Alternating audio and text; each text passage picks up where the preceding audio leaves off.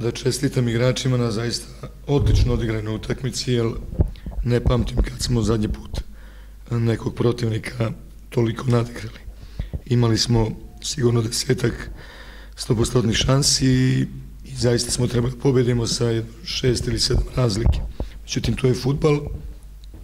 Oni su dali i slobodnog udarca iz prvog šuta, igrali smo 90 minuta na jednoj polovini i mogu samo da budem jako zadovoljan da posle teške utakmice i poraza u Kopru, da su se vratili na pravi način i da su 90 minuta iskarali sa pobedu, a što nismo pobedili, pa to je samo zato što nismo uspeli da damo gol.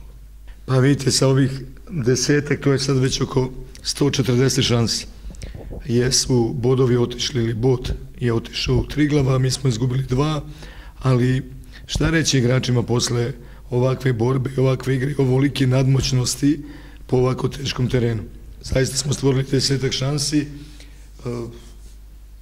kvalitet, realizacija, to je ono što je nama problem i problem je ono što ste vi spominjali u novinama i ako pričamo o bodovima, tu imamo manjak bodova, ali ja bih lično volio da svaku utakmicu ovako igraju Domžale, da ovako budu nadmoćne, da toliko šansi stvore, kakve god da to bude igra, ne može iz loše igre, protiv jednog ozbiljnog protivnika koji ima odlične igrače.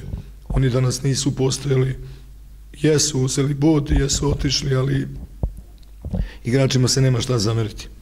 Često mi žao kad ih gledam, velika želja postoji, nekad ta lopta neće u gol, kao što nije telo 4-5 situacija, nekad mi nismo uradili kako treba, ali današnja utakmica je utakmica koja me čini ponosnim na momke koje treniram, jer od prvog do zadnjeg sekunda su oni odigrali, čini mi se, jednu vrhunsku utakmicu. Falilo je nekoliko golova da večeras zabeležimo rekordnu pobedu.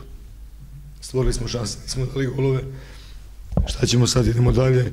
Za 2 dana je već nova utakmica i spremamo se za jedan praznik kad nam dolazi Maribor.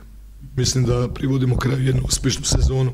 Ona očigledno po današnjem razvoju događaja neće biti vrhunska, nećemo biti treći, jer rekao sam i posle utakmice u Kopru, ko se u fudbal razume, njemu je sve bilo jasno i posle one utakmice u Kopru, ko analizira ove utakmice ovog proleća, njemu je opet sve jasno kad je fudbal u pitanju što se tiče Domžala i onoga što se dešava na utakmicama Domžala. Šta hoćemo više? Po mnogo čemu smo jedinstveni, po mnogo čemu smo najbolji u slovenačkom fudbalu, po mnogim stvarima koje smo demonstrirali. Jon Goran Stanković je danas centralna figura ovog meča, bar u vesnom redu što se tiče jednih i drugih. Srećan sam do neba.